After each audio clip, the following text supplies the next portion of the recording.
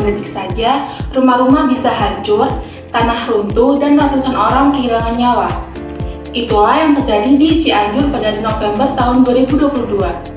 Tanah longsor yang disebabkan oleh gempa bumi dengan magnitudo 5,6 menimbulkan kerusakan besar dan menyisakan duka mendalam. Di video ini kita akan membahas apa yang sebenarnya terjadi, apa penyebab dan dampaknya, serta bagaimana cara kita mencegah bencana serupa agar tidak menelan korban lebih banyak lagi. Simak video berikut ini. Selanjutnya saya akan membahas mengenai data tentang kejadian tanah longsor di Indonesia. Di tahun 2025 dengan kejadian tanah longsor 784, di tahun 2024 dengan kejadian tanah longsor 219, di tahun 2023 dengan kejadian tanah longsor 591, dan di tahun 2022 dengan kejadian tanah longsor 632. Data berikut ini, menurut data Badan Pusat Statistik Indonesia dan BNPB, tanah longsor merupakan salah satu bencana yang paling sering terjadi.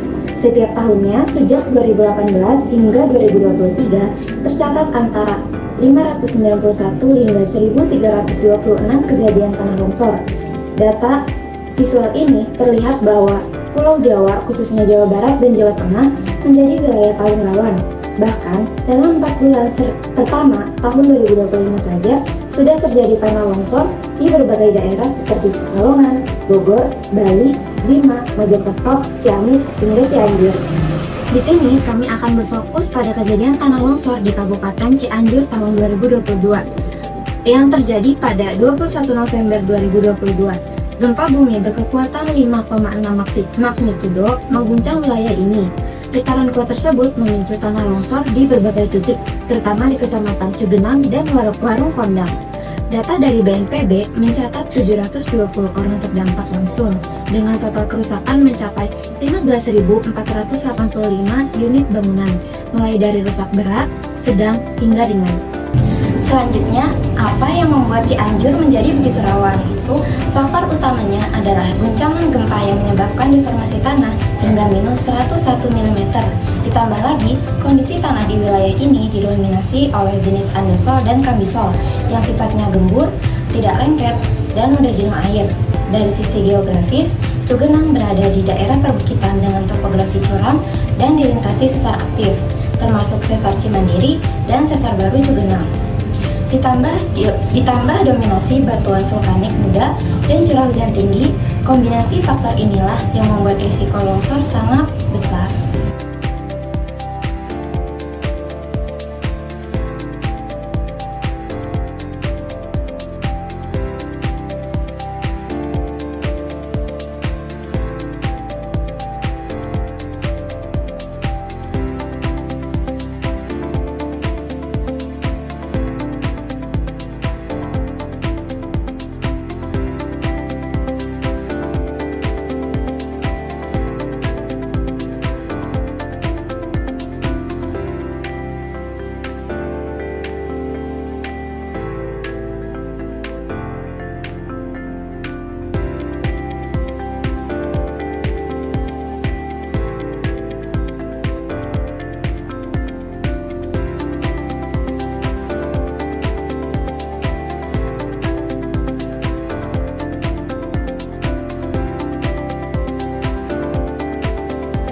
Dalam analisis kejadian longsor di Kabupaten Cianjur tahun 2022, ditemukan beberapa faktor utama yang menjadikan kejadian longsor tersebut.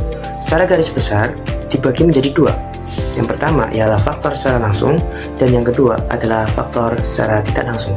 Penyebab secara langsung terjadinya longsor di Kabupaten Cianjur itu juga meliputi beberapa hal lagi. Yang pertama ialah gempa yang berkekuatan 5,6 skala Richter pada kedalaman 10 km dari permukaan langsung menyebabkan guncangan sehingga terjadi patahan dan longsoran tanah. Lalu yang kedua ialah curah hujan musiman.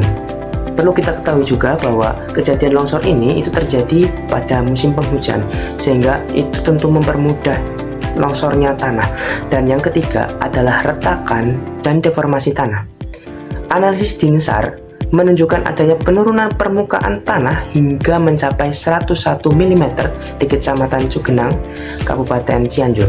Retakan ini memudahkan infiltrasi air dan memperbesar risiko longsoran. Adapun penyebab secara tidak langsung terjadinya longsor di Kabupaten Cianjur itu meliputi 4 hal. Yang pertama, jenis tanah yang gembur. Daerah Cianjur terkenal dengan karakteristik jenis tanah andosol dan kambisol, di mana keduanya itu cenderung gembur, licin saat basah, dan kurang plastis, sehingga mudah untuk tergelincir ketika mendapat tekanan, baik dari gempa maupun dari air hujan itu sendiri. Yang kedua, ialah topografi dan lereng daerah yang curam, di mana wilayah Cianjur ini juga didominasi perbukitan dengan kemiringan yang terjal dan bervariasi. Secara alami sendiri, ini membuat kawasan rentan terhadap gerakan tanah, terlebih setelah adanya guncangan gempa tambahan. Lalu yang ketiga, ialah alih fungsi lahan dari yang tadinya hutan menjadi permukiman. Banyak lahan yang dimanfaatkan seharusnya menjadi hutan, namun dialihfungsikan menjadi permukiman, bahkan lahan pertanian. Vegetasi yang menjadi penahan untuk tidak terjadinya longsor tentu berkurang. Sementara banyak rumah berdiri di zona bahaya, lereng curam maupun dekat jalur sesar. Itu menimbulkan risiko terjadi bencana dan korban jiwa yang lebih tinggi. Lalu yang keempat adalah bendung alam dan material longsoran. Material longsoran yang jatuh itu menutup beberapa aliran sungai kecil, sehingga dapat membentuk bendungan alami. Apabila terjadi hujan dengan intensitas curah tinggi, maka bendung tersebut akan mengakibatkan bencana lainnya. Dampak yang ditimbulkan akibat terjadinya bencana longsor di Kabupaten Cianjur sendiri itu banyak merugikan. Yang menjadi sorotan ada beberapa hal. Yang pertama, terjadinya korban jiwa dan luka-luka yang mencapai ratusan orang. Yang kedua, ialah adanya kerusakan infrastruktur dan bangunan sehingga menghambat pelayanan publik, menghambat pasokan bantuan, dan menghambat aktivitas masyarakat secara keseharian. Tercatat mencapai 1.800 bangunan itu rusak akibat adanya longsor dan gempa yang berkesinambungan.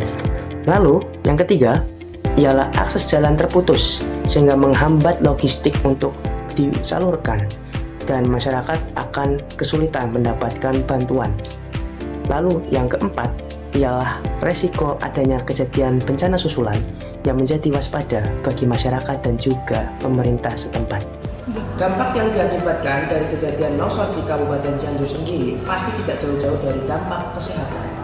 Mengapa demikian? Karena dalam hal ini, pengungsian yang menjadi tempat warga untuk menampung, untuk beraktivitas sehari-hari, ternyata di kendala. Salah satunya adalah sanitasi yang buruk, lalu keterbatasan air bersih, serta adanya lingkup wilayah yang sangat padat untuk dihuni.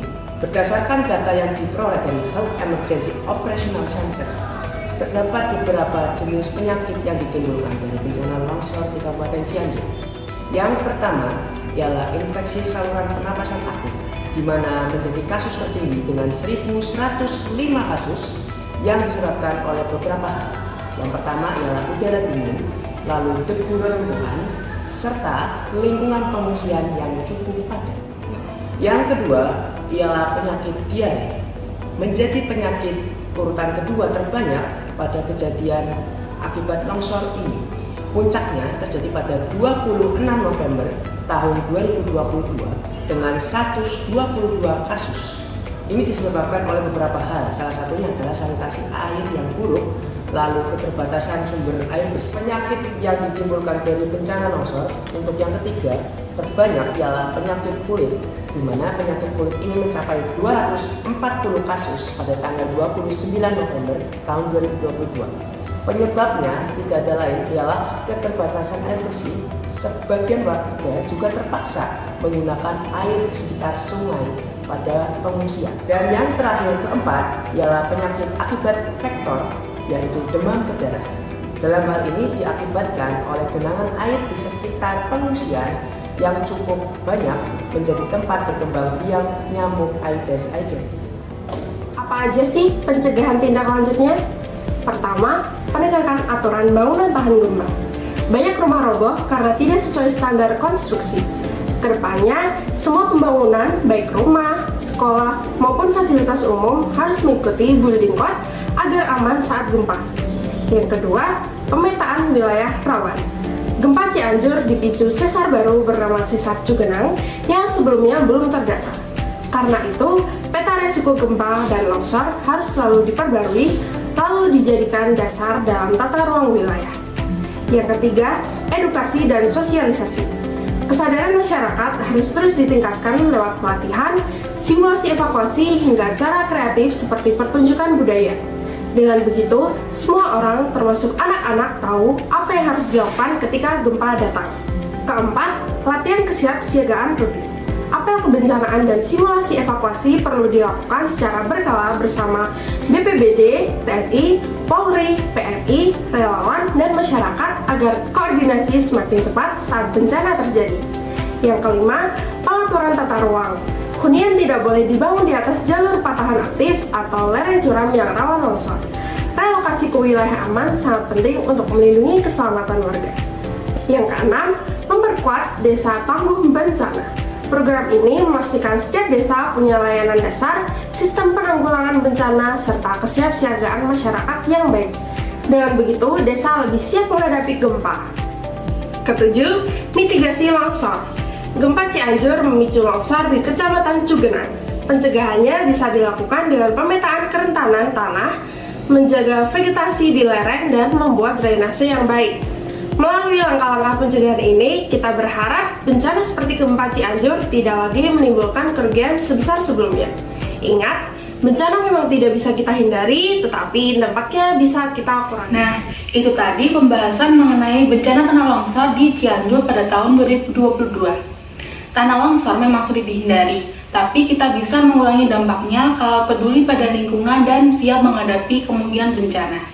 Semoga peristiwa Cianjur di tahun 2022 jadi pengingat untuk kita semua agar lebih waspada. Sekian dan terima kasih sudah menonton.